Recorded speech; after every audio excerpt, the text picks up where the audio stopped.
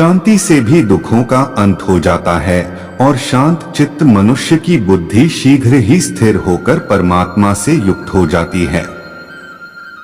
क्यों व्यर्थ की चिंता करते हो? किससे व्यर्थ में डरते हो? कौन तुम्हें मार सकता है? आत्मा ना पैदा होती है न मरती है। हर काम का फल मिलता है। इस जीवन में ना कुछ खोता है ना व्यर्थ होता है। विषयों का चिंतन करने से विषयों की आसक्ति होती है। आसक्ति से इच्छा उत्पन्न होती है और इच्छा से क्रोध होता है। क्रोध से सम्मोहन और अविवेक उत्पन्न होता है। संयम का प्रयत्न करते हुए ज्ञानी मनुष्य के मन को भी चंचल इंद्रियां बलपूर्वक हर लेती हैं। जिसकी इंद्रियां वश में होती है उसकी बुद्धि स्थिर होती है।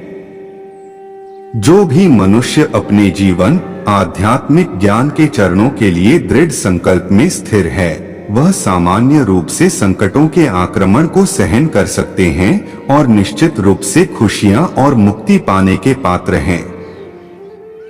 जब तुम्हारी बुद्धि मोहरूपी दलदल को पार कर जाएगी उस समय तुम शास्त्र से सुने गए और सुनने योग्य वस्तुओं से भी वैराग्य प्राप्त करोगे। केवल कर्म करना ही मनुष्य के वश में है, कर्मफल नहीं। इसलिए तुम कर्मफल की आसक्ति में ना फंसो तथा कर्म का त्याग भी ना करो। तुम्हारा क्या गया जो तुम रोते हो? तुम क्या लाए थे जो तुमने खो दिया? तुमने क्या पैदा किया था जो नाश हो गया? न तुम कुछ लेकर आए जो लिया यही से लिया, जो दिया यही पर दिया। जो लिया इसी ईश्वर से लिया, जो दिया इसी को दिया। जो मन को नियंत्रित नहीं करते उनके लिए यह शत्रु के समान कार्य करता है। खाली हाथ आए और खाली हाथ वापस चले। जो आज तुम्हारा है कल और किसी का या परसों किसी और का होगा। तुम इसे अपना समझकर मग्न हो रहे हो। सुख दुख लाभ हानि और जीत हार की चिंता ना करके मनुष्य को अपनी शक्ति के अनुसार कर्तव्य कर्म करना चाहिए। ऐसे भाव से कर्म करने पर मनुष्य को पाप नहीं लगता। जो हुआ वह अच्छा हुआ, जो हो रहा है वह अच्छा हो रहा है, जो होगा वह भी अच्छा ही होगा। तुम भूत का पश्चाताप न करो, भविष्य की चिंता न करो। वर्तमान चल रहा है। क्रोध से भ्रम पैदा होता है, भ्रम से बुद्धि व्यग्र होती है। जब बुद्धि व्यग्र होती है तब तर्क नष्ट हो जाता है। जब तर्क नष्ट होता है तब व्यक्ति का पतन हो जाता है। सम्मानित व्यक्ति के लिए अपमान मृत्यु से भी बढ़कर है। सभी प्राणी जन्म से पहले अप्रकट थे और मृत्यु के बाद फिर अप्रकट हो जाएंगे। लेकिन जन्म और मृत्यु के बीच प्रकट दिखते हैं। फिर इसमें सोचने की क्या बात है? परिवर्तन संसार का नियम है। जिसे तुम मृत्यु समझते हो वही तो जीवन है। एक क्षण में तुम करोड़ों के स्वामी बन जाते हो, दूसरे चरण में तुम दरिद्र हो जाते हो। शस्त्र आत्मा को काट नहीं सकते, अग्नि इसको जला नहीं सकती, जल इसको गीला नहीं कर सकता और वायु इसे सूखा नहीं सकती। जैसे मनुष्य अपने पुराने वस्त्रों को उतारकर दूसरे नए वस्त्र धारण करता है, वैसे ही आत्मा मृत्यु के बाद अपने पुराने शरीर को त्याग करने से ही प्राप्त करती है। आत्मा ना कभी जन्म लेती है और ना मरती है। शरीर का नाश होने पर भी नष्ट नहीं होता।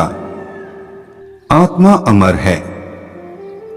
जो लोग इस आत्मा को मारने वाला या मरने वाला मानते हैं वे दोनों ही ना समझ है। आत्मा ना किसी को मारती है और ना ही किसी के द्वारा मारी जा सकती है। न यह शरीर तुम्हारा है न तुम शरीर के हो। यह अग्नि जल वायु पृथ्वी आकाश से मिलकर बना है और इसी में मिल जाएगा। परंतु आत्मा स्थिर है, फिर तुम क्या हो? तुम ज्ञानियों की तरह बातें करते हो, लेकिन जिनके लिए शोक नहीं करना चाहिए उनके लिए शोक करते हो। मृत या जीवित ज्ञानी किसी के लिए शोक नहीं करते। कर्म ही पूजा है। व्यक्ति जो चाहे बन सकता है यदि विश्वास के साथ इच्छित वस्तु पर लगातार चिंतन करें। मैं काल हूं, सबका नाशक, मैं आया हूं दुनिया का उपभोग करने के लिए। कर्म उसे नहीं बांधता जिसने काम का त्याग कर दिया है। बुद्धिमान व्यक्ति कामुक सुख में आनंद नहीं लेता। मैं उन्हें ज्ञान देता हूं जो सदा मुझसे जुड़े रहते हैं और जो मुझसे प्रेम करते हैं। अप्राकृतिक कर्म बहुत तनाव पैदा करता है। अपने अनिवार्य कार्य करो, क्योंकि वास्तव में कार्य करना निष्क्रिय से बेहतर है। मैं सभी प्राणियों की हृदय में विद्यमान हूं। निर्माण केवल पहले से मौजूद चीजों का प्रक्षेपण है। बुरे कर्म करने वाले सबसे नीच व्यक्ति जो राक्षसी प्रवृत्तियों से जुड़े हुए हैं और उनकी बुद्धि माया ने हर ली है, वह मेरी पूजा या मुझे पाने का प्रयास नहीं करते। मैं ऊष्मा देता हूं, मैं वर्षा करता हूं, मैं वर्षा रोकता भी हूं, मैं अमृतव भी हूं और मृत्यु भी मैं ही हूं। जो इस लोक में अपने काम की सफलता की कामना रखते हैं वे देवताओं की पूजा करें। जब वे अपने कार्य में आनंद खोज लेते हैं तब वे पूर्णता प्राप्त करते हैं। इंद्रियों की दुनिया में कल्पना सुखों की शुरुआत है और अंत भी, जो दुख को जन्म देता है। कर्म योग वास्तव में एक परम रहस्य है। कर्म मुझे बांधता नहीं, क्योंकि मुझे कर्म के प्रतिफल की कोई इच्छा नहीं।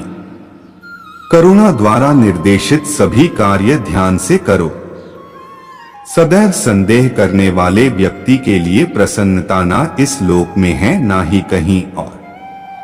किसी और का काम पूर्णता करने से कहीं अच्छा है कि अपना करे, भले ही उसे अपूर्णता का साथ करना पड़े।